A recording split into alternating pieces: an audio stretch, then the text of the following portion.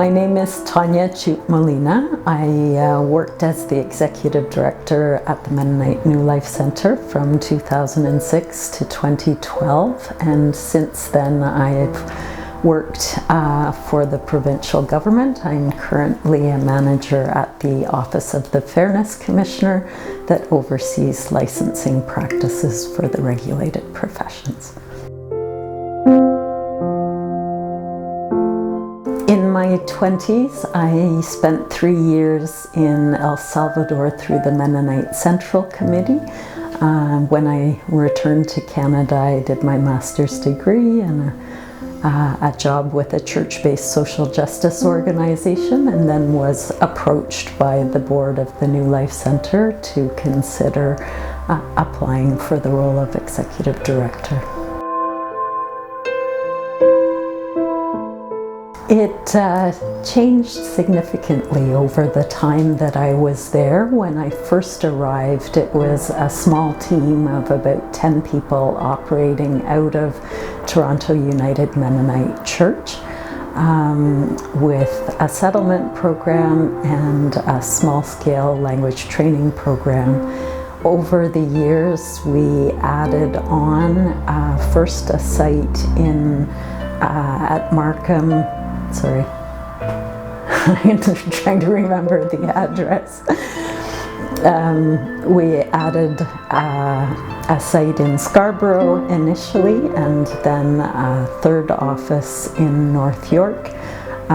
We also added programming, did some participatory action research, and introduced some mental health focused programming.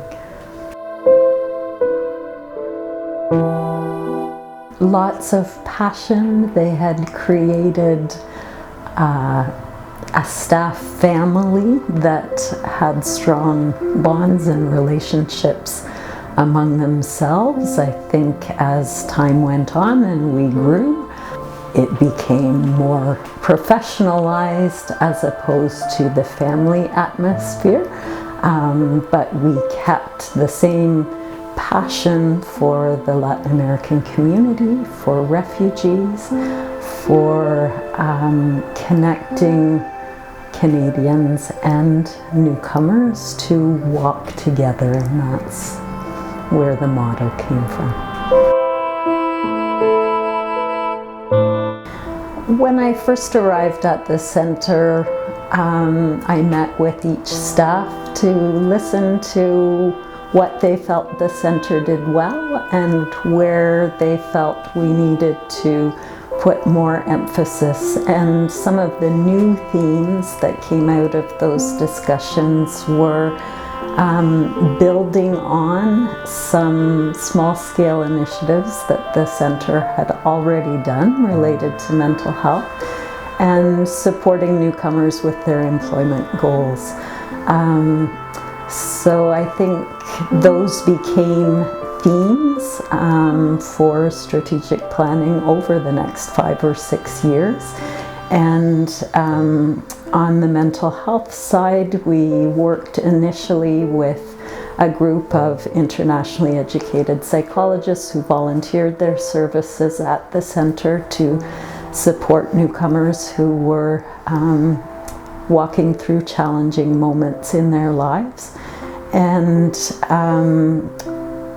brought on an Argentinian psychologist, Eva Safir, to mentor and provide clinical supervision to those volunteers. And then when we became aware of a funding opportunity, decided to formalize that into a bridge training program. On the employment side, it was a bit of a mix of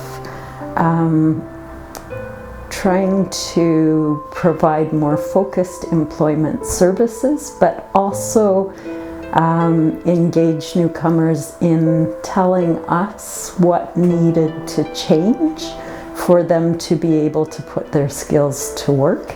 And so There was some participatory action research reporting out on that, development of a newcomer speakers bureau that spoke to some of the key changes they were looking for, and also the New Voices publication, which was tapping into the talents of internationally educated journalists to write about some of these issues from a new perspective and in a new voice.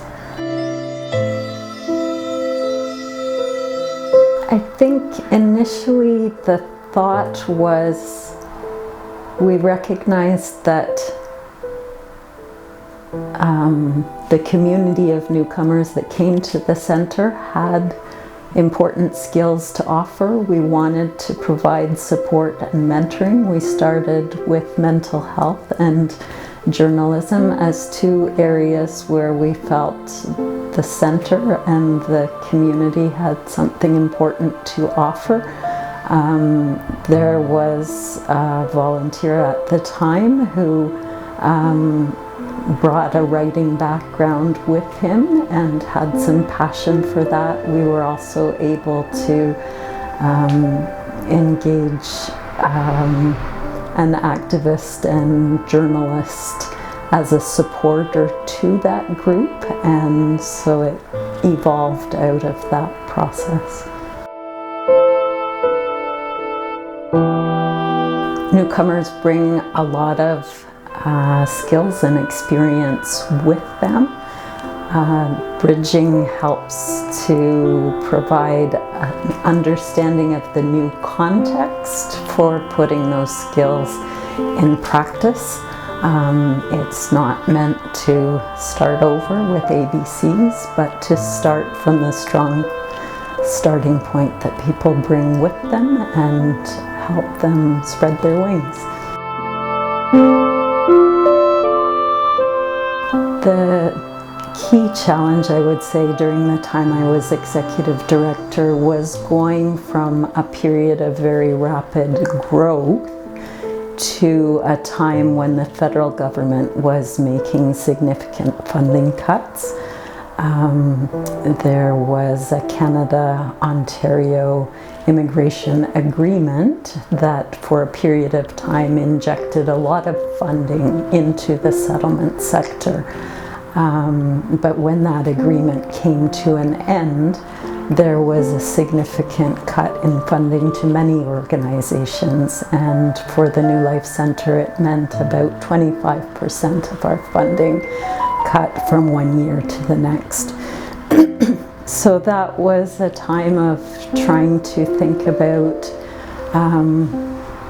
what needed to go, what needed to stay, making difficult choices, feeling very much for the staff that we had to say goodbye to at that time, and recognizing that in many cases they were the most vulnerable staff, working part-time on the weekend, in the evening, serving newcomers who were not able to access services at other times, and yet we wanted to protect the full-time jobs.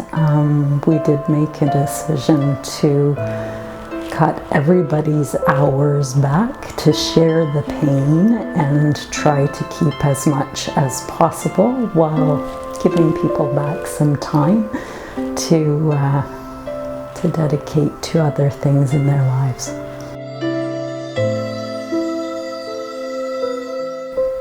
I think one of the rewarding moments, and there were many, is now looking back on the seeds sown and things that have developed out of that since.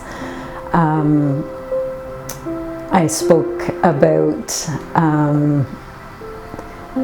participatory action research that we did looking at barriers to employment for newcomers to Canada. One of the key issues that newcomers raised was the Canadian experience barrier, and the fact that employers would often look for Canadian experience, but how do they get Canadian experience if no one gives them a chance? becomes a vicious circle. So we did a lot of talking about that in New Voices, in presentations by members of our Speakers Bureau. And over the years, even after I left, that work continued. There was connections with a professor at the University of Toronto who was doing research on the Canadian experience barrier, and collaboration there. That evolved into a collaboration with the Ontario Human Rights Commission, which put out a policy statement in about 2014 to say that requiring Canadian experience was in most cases discriminatory, and unless there was a clear rationale for such requirements, they would be in contravention of human rights principles. Around that time, I had begun working at the Office of the Fairness Commissioner, where I am working now again, and that organization began to work with regulatory bodies for many professions, engineers, lawyers, doctors, to look at these barriers and see whether there were other ways for newcomers to demonstrate their knowledge and skills. Fast forward to today, and the Ontario government has now amended its legislation around fair access to the regulated professions to make it against the law for those regulatory bodies to require that people demonstrate Canadian experience before becoming licensed. So that's really beautiful to see how all of that has evolved over time, and changes that have come into being. Of course, it's not just the New Life Centre that has advocated for those changes, but the voices of the people involved those many years ago were added to many other voices asking for this change.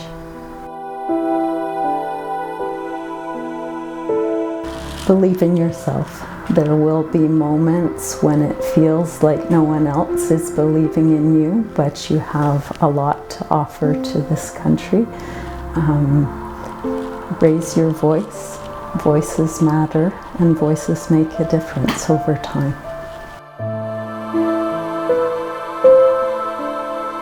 Talk to your neighbors, get to know them, and listen to their ideas, listen to what they have to offer, listen to the changes that need to happen so that all of us can walk together.